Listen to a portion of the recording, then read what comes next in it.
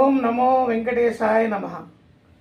అఖిలాండ కోటి బ్రహ్మాండ నాయకుడు, కోరిన కోరికలు నెరవేర్చే ఆ కలియుగ దైవం, ఆపద మొక్కులవాడు ఆ వెంకటేశ్వర స్వామి ఆ తిరుమలలో కొలువై ఉన్న ఈ ప్రపంచంలో ఆయన దేవాలయాలు కోకొల్లలు. అందులో ఒకటి ఏలూరు పట్టణం పడవడి వీధిలో వేయించేసి ఉన్న శ్రీ అలివేలు మంగ పద్మావతి సమేత శ్రీ వెంకటేశ్వర స్వామి దేవాలయం. ఇప్పుడు మనం ఆ దేవాలయాన్ని సందర్శిద్దాం.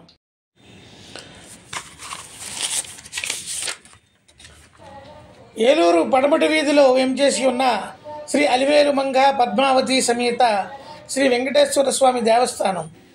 ఈ దేవస్థానం వేంగిరాజుల కాలంలో 1104వ సంవత్సరంలో ప్రతిష్ఠించారని ఆలయ చరిత్ర చెబుతుంది. అంటే 920 సంవత్సరాల చరిత్ర ఈ ఆలయానికి ఉంది. ఈ క్షేత్రంలో స్వామివారు అభయ వరద హస్తాలతో ఉత్తరాభిముఖుడై ఉండడం ఈ ఆలయ ప్రత్యేకత. అలాగే స్వామివారి కుడి భాగాన్న శ్రీ అలివేల మంగమ్మ, ఎడమ భాగాన్న శ్రీ పద్మావతి అమ్మవారు ఎదురెదురుగా ఉండడం కూడా మరో గొప్ప విశేషం. అలాగే స్వామివారికి కుడి భాగాన్న ఆచార్య స్థానంలో వికరస మహర్షి శిలామూర్తిగా ప్రతిష్ఠ ఉండడం కూడా మరో విశేషం.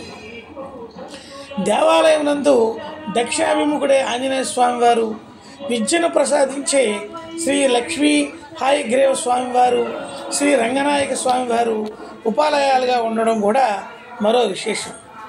శ్రీ స్వామివారి దేవస్థానం నందు వైఖనాస మోక్తంగా అర్చనాది కార్యక్రమాలనేవి నిర్వహించబడుతున్నాయి.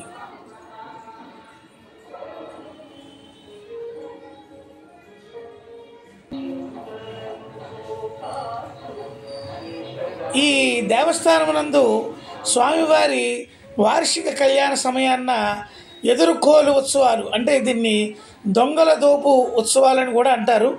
ఈ ఉత్సవాల్ని జరిపేటప్పుడు దేవస్థానానికి 300 మీటర్ల దూరంలో ఈ దొంగల దోపు మండపాన్ని ఏర్పాటు చేసి ఉన్నారు.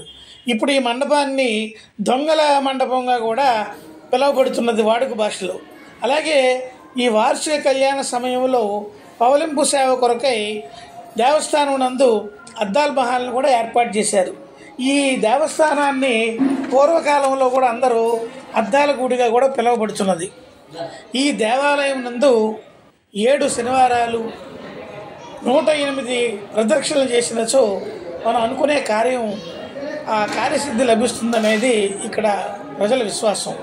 ఈ దేవాలయం నందు వివాహాలు కూడా జరిగినచో వారి దాంపత్య జీవితం ఆనందంగా సాగుతుందనేది మరో నమ్మకం. ఈ కారణాన్న ఈ దేవాలయం నందు విపరీత